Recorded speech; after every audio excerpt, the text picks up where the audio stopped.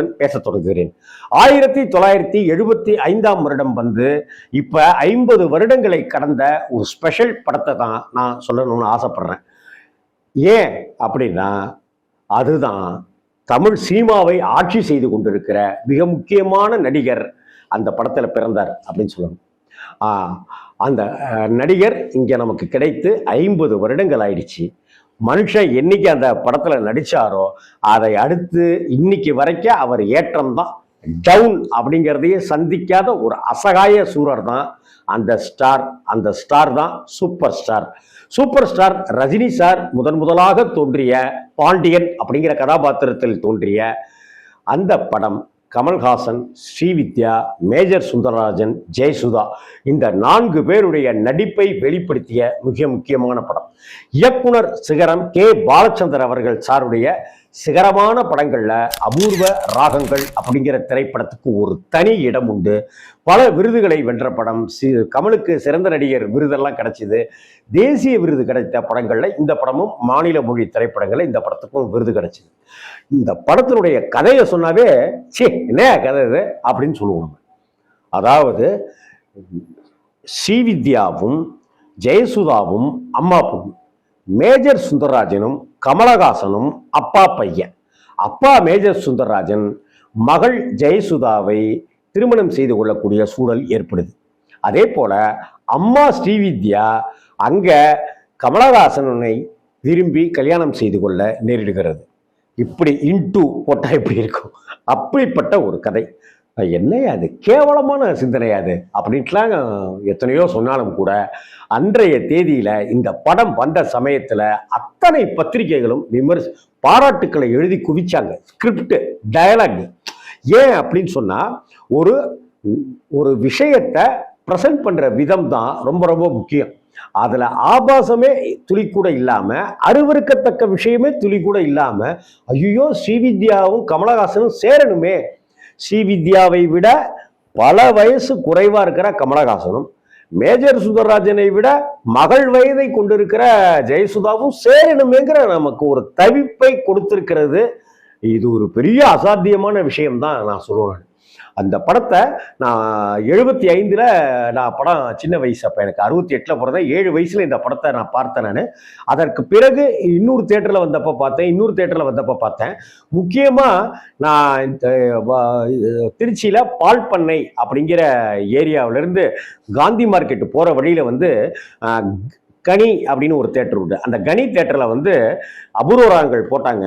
அபூர்வராங்கள் போட்டப்ப முதல் நாள் matinee show போனேன், அடுத்த நாள் மேட்னி ஷோ போனேன், அடுத்த நாள் மேட்னி ஷோ போகிறதுக்கு முன்னாடியே நைட் ஷோவும் போனேன். 3வது நாள் மேட்னி போகும்போது நாளைக்கு நீங்கள் வர முடியாது தம்பி அப்படின்னு அந்த டிக்கெட்டு கிழிக்கிற அண்ணன் சொன்னாங்க. ஏன்ன அப்படின்னா இன்னையோட படத்தை எடுக்கிறோம் அப்படின்னாங்க. இதை நான் சொல்கிறதுங்கிறது 80களுடைய இறுதியில் நான் சொல்கிறேன். 80, 86, 85 அந்த மாதிரி சமயத்தில் சொல்கிறேன்.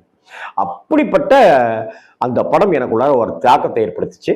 எம்எஸ்வி அவர்களுடைய இசை, கண்ணதாசன் அவர்களுடைய பாடல், வாலி ஜெயராம், ஜெயசுதாஸ் அவர்களுடைய பாடல்கள் அப்படி இப்படின்ட்டுலாம் குரல் அப்படின்லாம் ரொம்ப பிரமாதமாக இருக்கும்.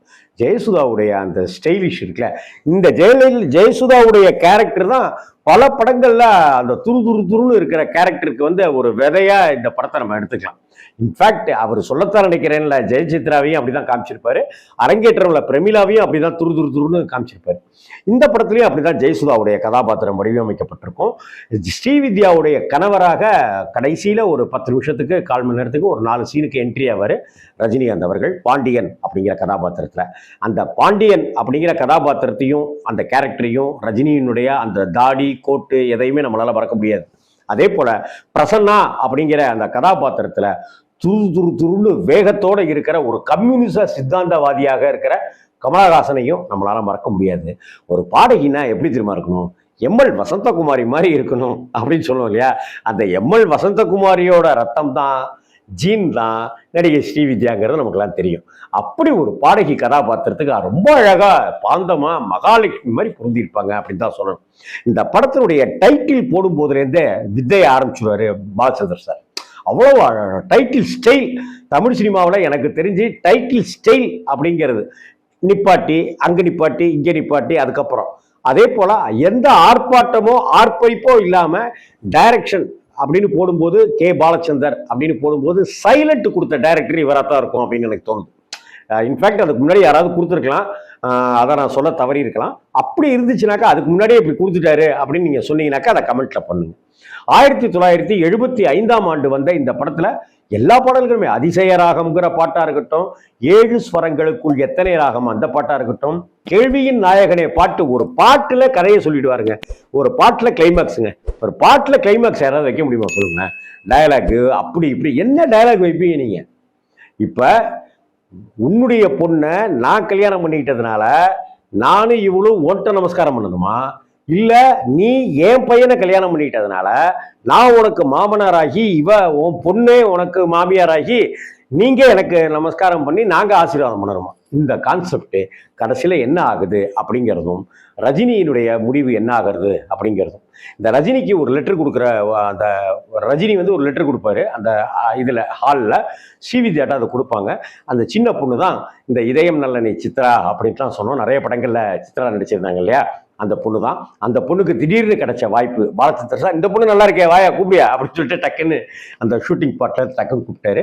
இந்த படத்துல இருக்கிற நாகேஷுடைய காமெடி, கண்ணதாசன் ஒரே ஒரு சீனுக்கு வர்றது, அப்படி இப்படின்லாமே இந்த படம் ரொம்ப ஒரு தாக்கத்தை எனக்குள்ளார ஏற்படுத்திய அபூர்வ ராகங்கள். சூப்பர் ஸ்டார் ரஜினிகாந்த் கமலஹாசனுடன் இணைந்து முதல்ல என்ட்ரி கொடுத்த அந்த படம் ரஜினிகாந்த் திரையுலகுக்கு 50 வருஷங்கள் ஆயிடுச்சு.